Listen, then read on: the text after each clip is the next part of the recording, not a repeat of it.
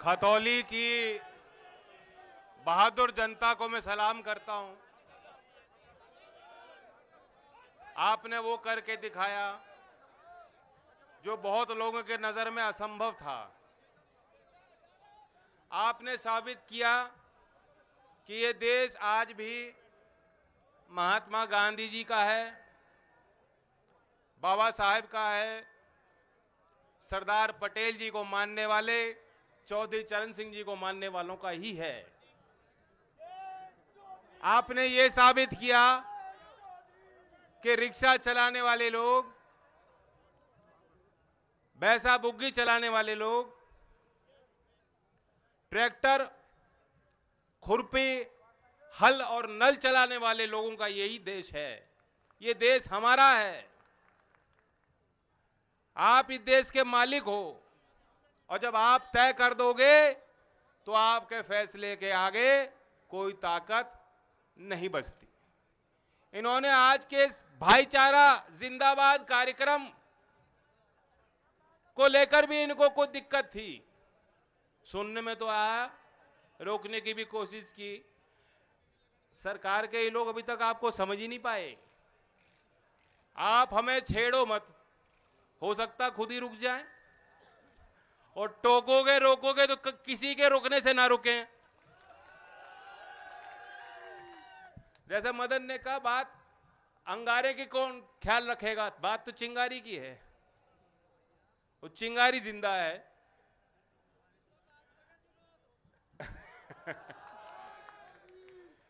मैं कल रात को दुष्यंत जी की कविता पढ़ रहा था। मुझे लगा हमारे आपके इस अनुभव पे बिल्कुल सटीक बैठती है। सुना दूं?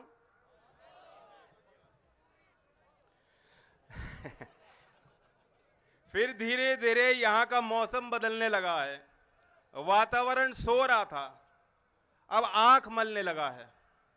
हमको पता भी नहीं था वो आग ठंडी पड़ी थी जिस आग पर आज पानी से ऐसा उबलने लगा है। जो आदमी मर चुके थे मौजूद हैं इस सभा में। हर एक सच कल्पना से आगे निकलने लगा है।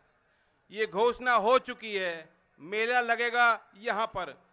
हर आदमी घर पहुंचकर कपड़े बदलने लगा है। बातें बहुत हो रही हैं मारे तुम्हारे विषय में। जो रास्तों में खड़ा था पर्वत पिघलने लगा है।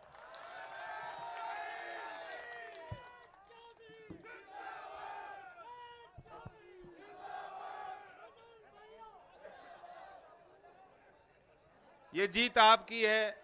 आपके उस मनोबल को सलाम करता हूं। मेरे लिए बहुत मीठे अनुभव रहे।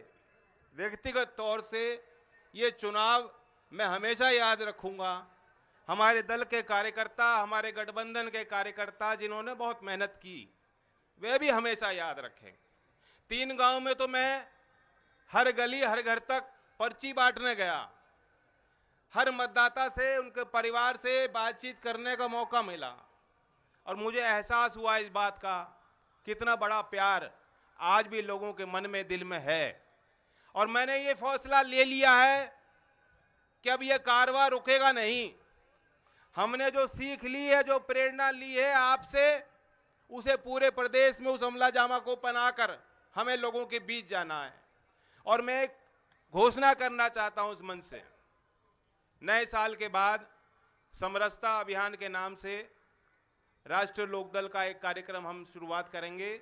और मेरा लक्ष्य है कि इस एक साल में 2023 के वर्ष में 1500 छोटे मोटे बड़े गांव में मैं खुद जाऊंगा, डोर टू डोर जाना पड़े जाऊंगा।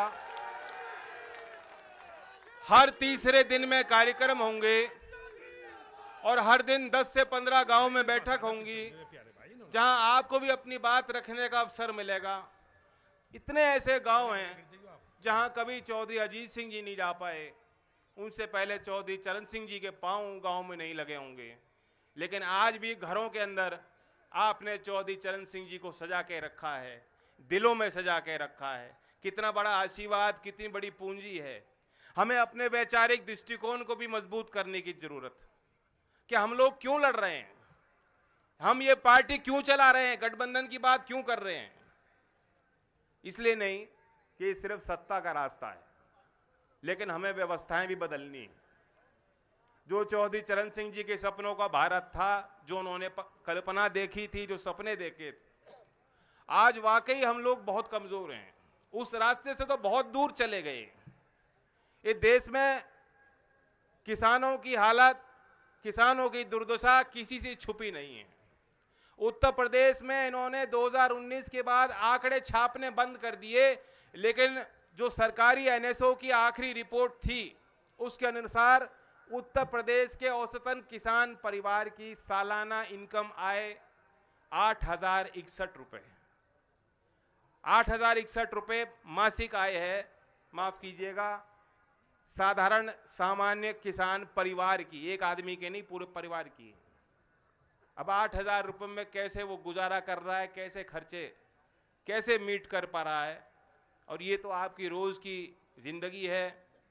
5,000, 6,000, 7,000 रुपए के लिए ये सरकार के दलाल आपके दरवाजे पे वसूलने को तो आ जाते हैं, लेकिन जो आपका ड्यू है, जो आपका भुगतान समय पर होना चाहिए, अभी तक भी सरकार गन्ने का भाव खोलने को तैयार नहीं है।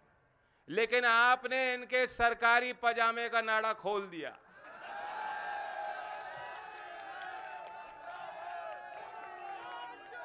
अब वो बात अलग है कि बाबा जी तो पजामा पहनते ही नहीं। आपने पोल खोल दी है। सब लोग समझ चुके हैं, दूर तक समझ चुके हैं, किसान समझ चुका है। 5 साल में 35 रुपए बढ़ाने वाली सरकार कतई भी गन्ने का अच्छा भाव किसानों को, आप 25 मान लो, अच्छा भाव बढ़ा के देना नहीं चाहती। इनकी मंशा साफ हो गई। तो आप गांठ बांध लो। खतौली में तो ऐसा मौका आपको मिला है जो दूसरे क्षेत्र में जनता को नहीं मिला।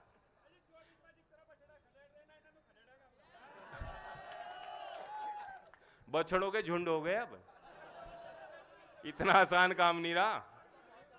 ये इनके झुंड यहां भी आए थे, आपने यहां से तो खदेड़ दिए।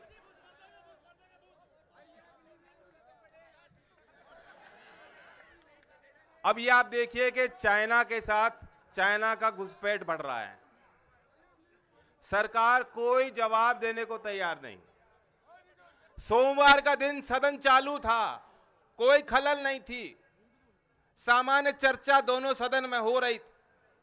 मैं भी राज्यसभा में बैठा था, हम लोगों को जानकारी नहीं थी, लेकिन मीडिया वालों ने जब बताया कि इस तरह से हमले हो रहे हैं, मुकाबला हमारे सैनिक कर रहे हैं, सरकार की जिम्मेदारी बनती थी कि जब सदन का सत्र चालू था तो देश की उस पंचायत में, उस पवित्र जगह पे, उस सदन में उनको जवाब देना चाहिए था। पहले जानकारी सदन को मिलनी चाहिए।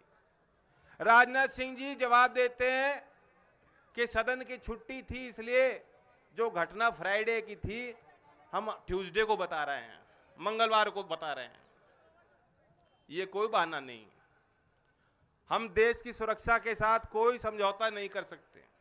हमारे बच्चे वहां तैनात हैं। मैं मांग इस मन से अपनी करता हूं, बार बार हम कह रहे हैं, फिर दोहराता हूं कि अगर हमें अपने देश के दुश्मनों से मुकाबला करना है, जो हमारे पड़ोसी राज्य से रिश्ते अच्छे नहीं हैं आज और बिगड़ेंगे आगे, और तो वो चुनौती है।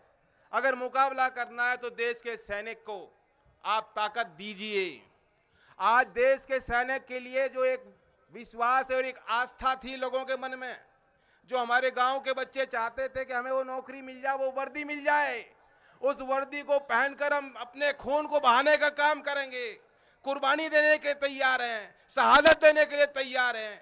उस भावना को उन्होंने ठेस पहुंचाई है। मैं मांग करता हूं, जो लोग आज ये कहते हैं कि चीन पे सवाल मत पूछो, मैं उनको जवाब देना चाहता हूं कि हम सैनिकों के हितों की बात कर रहे हैं। अग्निवीर योजना को रद्द कर दीजिए। ये योजना हमें पसंद नहीं है। देश के नौजवानों को ये गले से उतर नहीं रही योजना, किसी ने मांगी नहीं, कोई समझ नहीं पा रहा। हम चाहते हैं पक्की स्थायी नौकरी आर्मी में मिले। हम चाहते हैं हर सैनिक को, उसके परिवार को उचित सम्मान मिले, उनको पेंशन मिले। जो सरकार ये कहती है कि सैनिक को पेंशन देने के लिए हमारे पास पैसे नहीं हैं, वो देश के नए पार्लियामेंट पे पैसा क्यों खर्च करती है? 5 साल में 3,500 करोड़ रुपए अपने प्रचार में, एडवर्टीजमेंट में खर्च क्यों करती है? मोदी जी के लिए 2-2 नए हवाई जहाज क्यों खरीदती है? ये मैं सवाल उनसे पूछना चाहता हूं। और एक मशहूर कवि ने कहा था ना कि तू इधर उधर की ना बात कर, मुझे बता ये कारवा क्यों लूटा, मुझे बता ये कारवा क्यों लूटा। मुझे रहजनों से गिला नहीं, तेरी रहबरी से सवाल है। तो मोदी जी अब ये कपड़ों की बात कर रहे हैं कि फलाने अभिनेता ने किस रंग के कपड़े पहने हैं। लानत है, ये दरवाजे पर चटकनी लगा के अकेले जब कमरे में होते हैं कैसी तस्वीर देखते हैं, पता लग गया देश को।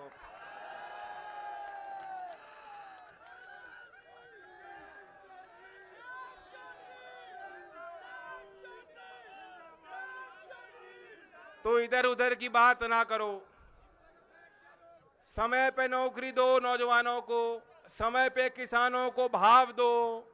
जो हमारे मजदूर भाई मजदूरी मांगते हैं, नरेगा योजना ठप पड़ी है, सरकार उसका बजट में कटौती करती है, उस योजना को बढ़ाया जाए। शहरी क्षेत्र में जो लोग मजदूरी मांगते हैं उनके लिए योजना बनाई जाए।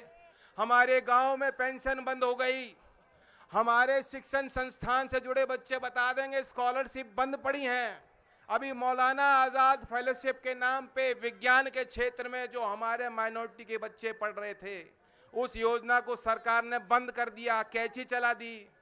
तमाम ऐसी बातें हैं, ऐसे मुद्दे हैं जिनको लेकर हम अब से लेकर 2024 तक जनता के बीच रहेंगे। मैं धन्यवाद देता हूं कि आपने जिस तरह से जो प्यार दिया और चुनाव बाद भी पूरा दबाव सहन किया।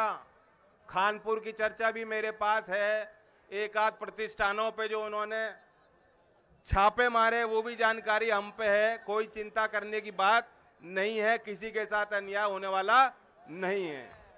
23 तारीख चौधरी चरण सिंह जी की जयंती है। मैं आप सबको न्योता देता हूं, जो आ सकें किसान घाट पे, भरतपुर पे और अपने गांव में उसको मनाने का काम करें। धन्यवाद। जय हिंद, जय भारत।